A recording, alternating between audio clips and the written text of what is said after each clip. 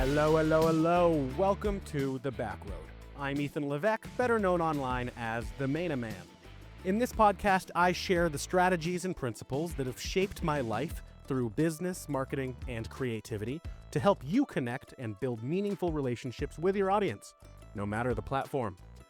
Coming up on The Backroad, I'll share a story about the coolest gig I've ever turned down. I'll talk your ear off about why I trust my intuition to guide my business choices, especially when it comes to the people I work with and the people I work for. And I'll answer 3 of the most common questions I was asked in 2024. All of that and more, just around the corner.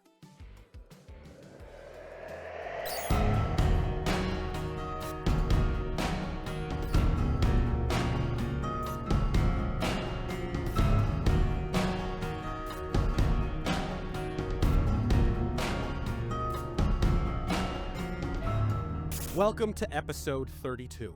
Today's theme is intuition. You know, it's that gut feeling you get, that sixth sense, that little voice in your head that says, hey, maybe you don't have a third hot dog. Intuition is what keeps us from walking into traffic, but it's also what leads us to take bold leaps, like starting a business, hiring the right team, or saying no to something shiny that isn't quite right. But before we talk about how intuition impacts your business decisions, at this juncture, I'd like to take a closer look at what it means to be intuitive in your personal life. Intuition is like a mental Wi-Fi signal. You don't see it, you don't hear it, but when it's working, everything runs smoothly and your feed buffers in real time.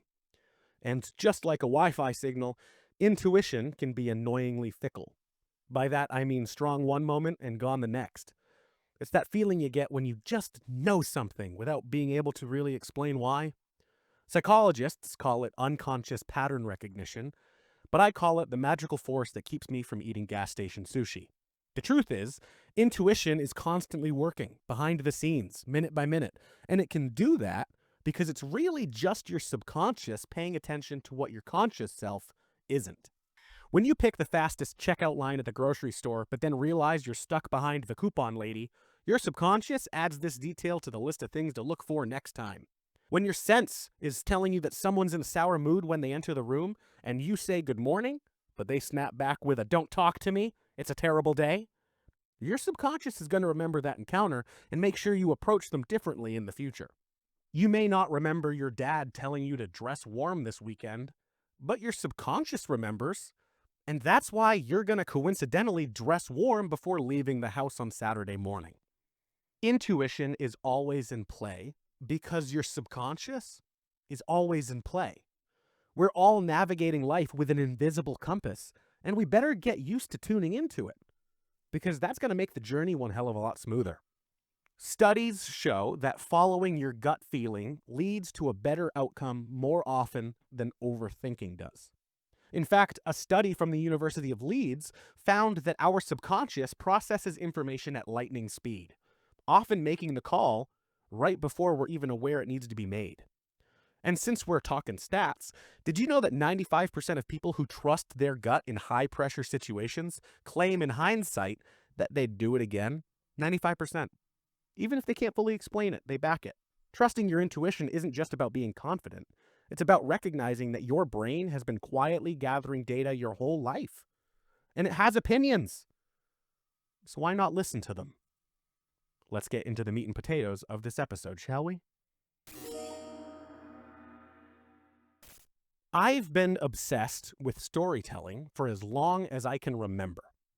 Back when I was 14, I was the kid lugging around a camera to record everything, while my friends avoided me at all costs. Tough life.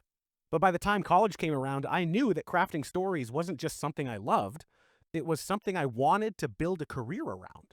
And so now at 30, yeah, I said 30. How am I 30?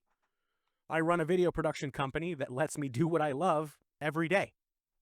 It's been a wild ride, and every gig I've come across comes with its own story, including the ones I say no to. Now, given my career, it's no surprise that some interesting gigs have come my way, as a video production specialist, as a content creator, etc. But the most exciting of which came in just a few months ago when a friend and fellow video guy offered me the opportunity to film backstage for a high-profile comedian in Atlanta.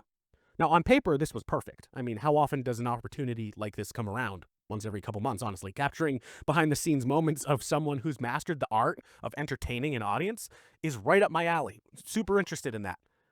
So why on earth would I say no? Because I know myself. I thrive in environments that reflect my values, like clean air, clean water, empty freeways, and quiet backyards. That's my vibe. Atlanta? Well, it's kind of the opposite, right? The traffic jams, the crowds, and the pace of living that feels more chaotic than inspirational. Add in a backstage environment of partying, yelling, and shoving, and my personality is fleeing from my body. My editor's from Atlanta. He can back me up on this. Or not.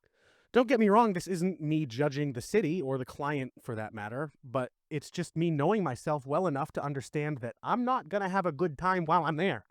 And really, that was enough to say no. Sure, professionally, this was an amazing opportunity, but personally, it was a disaster waiting to happen, or at the very least, a week-long emotional hangover. Jumping into that lifestyle from my current would have meant inviting anxiety, fear, and confusion over to play. And let's be honest, I'm not at my creative best when I'm overwhelmed. Of course, I could have powered through it. My work ethic and experience would have gotten me where I needed to go, but it would have been at the cost of my comfort, my peace, and my balance. 3 hills I'm kind of willing to die on. Deciding to turn the gig down wasn't just easy, it was instinctive. I didn't spend nights weighing pros and cons or second-guessing myself. It just felt wrong, so I walked away. But the funny thing is, I didn't really realize how big of a deal the opportunity was until people started pointing it out to me. Wait, you turned that down? They'd say to me, asking me wide-eyed. Yeah, because to me, it wasn't about the size of the gig. It was about the fit. Working that event would have been like wearing boots that pinch your toes. Sure, they look money, but you're going to hate every step. And ain't nobody got time for blisters. I'm not out here trying to escape my life, right? The life that I've built. Every piece of it aligns with my values. My work, my home, my quiet, my pastime, all perfect fits for me. By design. Trading it for a few days of hell isn't on my agenda. I'm not chasing a big break, I'm chasing work-life balance. Or as Zachary Greeton so eloquently put it back in episode 30, I'm chasing work-life integration. Also, Zach, if you're listening, I owe you an apology for turning down this gig. It meant a lot to me, and I appreciate being considered. Next time you're in New England, you let me know. I'm yours. This wasn't my first time saying no to a big opportunity. In the past 5 years, I've turned down a series in Toronto, a show in Florida, a film in New York, and a pilot in Boston. And each time the offer was tempting. But I knew that deep down, stepping into those environments would stretch me too thin. It just wasn't for me. I'm not afraid of hard work. I'm afraid of losing sight of what keeps me grounded. Because every choice I make in my life is meant to preserve the balance that I've worked so hard to achieve. Plus, craft services maple syrup kind of sucks. Maya Angelou once said, "You can't really know where you're going until you know where you have been."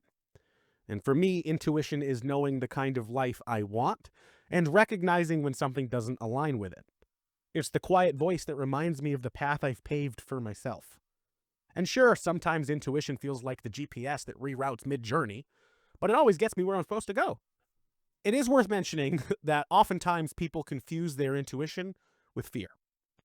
Distinguishing between these two things can be challenging, but here's the trick. Intuition whispers, when fear is usually screaming at you with every bit of breath they have left. According to Dr. Judith Orloff, intuition presents as a calm, clear sense of knowing, associated with a compassionate and affirming tone. Whereas fear is emotionally charged with cruel, demeaning, or delusional content, which diminishes centeredness and perspective. I know which of those two voices I'd rather listen to. Don't you? Intuition is a no-brainer in personal decisions. Right? Sometimes you just know when to avoid the leftovers and how long the DoorDash is going to take to arrive. So why not bring that same confidence into your professional life? Why is it that when most of us come across professional decisions and professional choices, we second-guess ourselves? Is it because someone's money is involved? Is it because people are looking at you? Maybe it's the pressure of being expected to succeed. Yeesh. Well, I'll tell you this. If intuition is what keeps us out of trouble at home, it can absolutely guide us at work. right? That same little voice that likes to remind you that your oil tank is probably getting a little low also has a lot to say about the deals you make, the partners you choose, and the ventures you choose to pursue. Whew, that was a mouthful. Sure, your gut doesn't come with spreadsheets or flow charts to prove its worth, but you know what it does come with? A life worth of ironclad proof that it knows what it's doing by keeping you here right now, breathing and standing upright all these years. Listening to your gut isn't just practical, it's survival. So, while I may have walked away from a few big gigs in my time, I don't really see them as missed opportunities. I simply see it as choosing the right opportunities for me. Intuition has been my co-pilot every step of the way, and like 95% of other people, I wouldn't change it. That's why this week's Earful isn't just about trusting your gut. It's about training it to guide you toward better, smarter decisions in your career. Conducting business is kind of hard, like juggling torches in the rain. It's a little blinding and chaotic, and you don't always know where the next challenge is coming from. It's easy for every decision in our work to feel heavy because any misstep could lead to disaster. No pressure! What's worse is the stress that comes after making tough choices because you never really get to know if you did the right thing or not. Personal choices are easy to make because there are no real long-term consequences when picking between Netflix and Hulu or a shower and a bath. Business choices are much harder to navigate because if you drop the ball, everyone will notice. So here's why trusting your intuition can bring peace of mind to your work life. When you follow your gut, you can rest assured that you made the best decision you could, given the knowledge and feelings you had at the moment. Trusting your gut grants you the ability to say to yourself, you know what? I did the best I could, and on that I can rest my hat. If you're always running from one task to the next, slowing down to trust your intuition can feel impossible. But here's the thing. You don't need to meditate on a mountaintop to get there. You just have to tune into your own belly. It's not about psychic predictions or reading the tea leaves. It's about being in your body. It's about reading your brain. It's about feeling your heart. When you're faced with a decision, big or small, stepping for just a moment into nothingness frees up enough space to hear what you already know. Remember, whispers can only be heard in calm, not chaos. So the more you practice, the clearer those whispers will get, and the easier it will be to hear your inner CEO. Trusting your intuition doesn't mean blindly following your feelings without context. It means using that gut check as a guiding force. For example, let's say you're in a board meeting and there's a proposal on the table. The numbers seem to work, but something feels off. Maybe the projections are skewed, or maybe the timeline doesn't add up. Either way, you may hear your intuition whispering, "Psst, this doesn't sit right, fam." That's when you need to ask the hard questions. It's not time to ignore that feeling because you're confused. It's time to dig deeper into the details because something is awry. It's not about your feelings. It's about honing your ability to read the room, because you may see something that the data doesn't. But pointing that trust inward would have saved you a lot of headaches.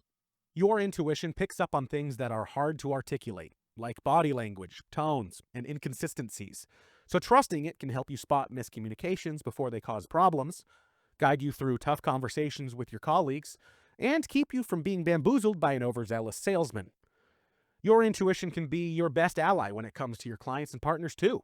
For example, you've got a client who seems enthusiastic and says all the right things, but there's something about the way they keep emphasizing specific details or their approach to communication that's rubbing you the wrong way.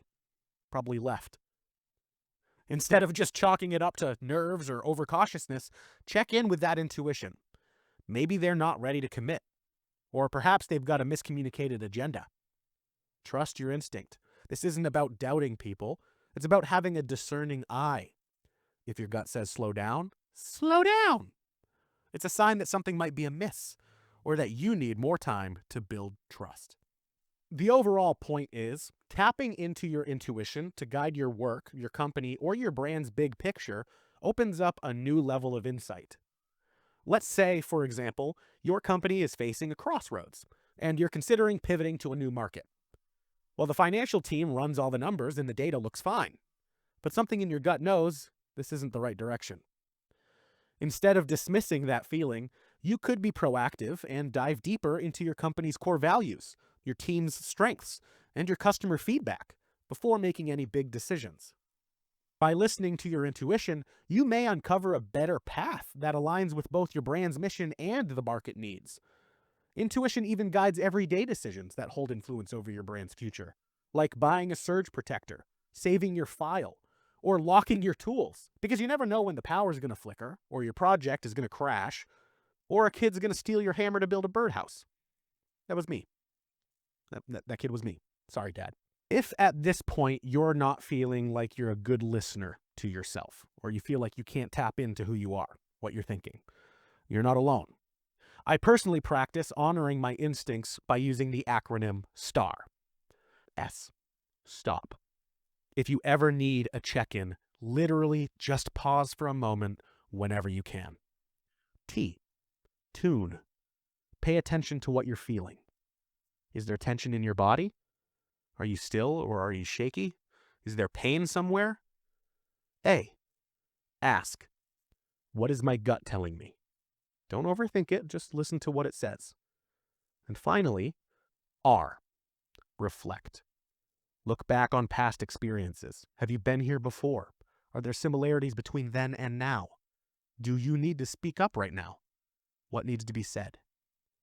When you use STAR, you're slowing down to let your body and brain align. And together they become one. As we all know, things in business move fast. And if you wait too long, you can miss your window of opportunity. That's why acting on intuition is all about trusting yourself and moving forward quickly. Intuition has a funny way of cutting through the noise and holding you accountable to decisive action, because there is no room for fear when time is of the essence. When your gut speaks loud and clear, don't wait too long or disappear. Trust that voice, it's tried and true, it knows the path that's best for you. One teeny tiny thing I should probably mention. When it comes to explaining your decisions to the team when they're based on intuition, that can become a complicated matter. Unfortunately, in the business world, intuition can sometimes get mistaken for emotion, especially when it's not backed by solid data. Your teammates might even accuse you of being impulsive or illogical if you come at it the wrong way. To avoid misunderstandings, it's important to present your intuition as a valuable data point instead of a vulnerability. Look, I know this doesn't show up in the spreadsheet, okay, but I believe we're missing something important here. I've seen enough situations to recognize when something isn't quite right, and my sensors are a-firing. I think we need more details before we move any further. All in favor, say aye. Aye. By framing your perspective as part of a bigger picture, and by reminding everyone that you are a trusted member of the team, you'll solidify your stance without making anyone uncomfortable. Intuition isn't just for fortune tellers or self-help gurus. It's an essential tool that we all possess, especially when it comes to our success at work. In a world obsessed with technology, data, and algorithms, it's important to remember that intuition deserves a seat at the table. After all, it's been guiding us since we could walk. Where would we be had we never felt the urge to crawl as a child? Stuck on someone's carpet waiting for an airplane of carrot jelly to find its way into our spoon hole, that's where. To reject intuition in business is to say, I trust metrics more than I trust my instincts. And that, my friend, is just plain silly. So next time you're stuck between a rock and a hard place, stop, tune in, ask yourself what you're feeling, and reflect on its message. And always remember to trust your gut. It's probably right. Well, we're almost out of the woods, but we're not there yet. Let's take a detour. You've got Q's, I've got A's, so let's comfort your curiosity, no matter how deep, dark, or dense. In 2024, I was asked a lot of questions. Can you edit my photobombing aunt out of our wedding photos? Would Kendrick Lamar endorse my recipe book? And Is eating one chip per episode a bad idea for a web series? Nevertheless, some questions are asked much more often than others. This segment is dedicated to the 3 questions that came up in my consultations with clients the most last year. Should my company have a podcast? Absolutely yes! Podcasts are a cost-effective marketing move. According to Forbes, video content generates 1,200% more shares than text and images combined. Considering that every business, no matter how small, should aim to post at least 1 video a day, 7 days a week on their social media, that's a ton of content to produce. With a podcast operating as your own personal content machine, churning out enough bite-sized clips, reels, and blog posts a week to post probably a month at a time, it's a pretty low-risk, high-reward option. Unless, of course, you're talking about doing an audio-only show, at which point, no, not so much. People need to see your energy, your passion, and your quirks. Should my website have video content? Yup! Your website is for sales. It's where you show people who you are, what you do, and why they need you in their life. With your social media content and your commercials and your word-of-mouth marketing driving people to your website every day, your website needs to pay off on those expectations. According to HubSpot, including video on landing pages can boost conversions up to 80%.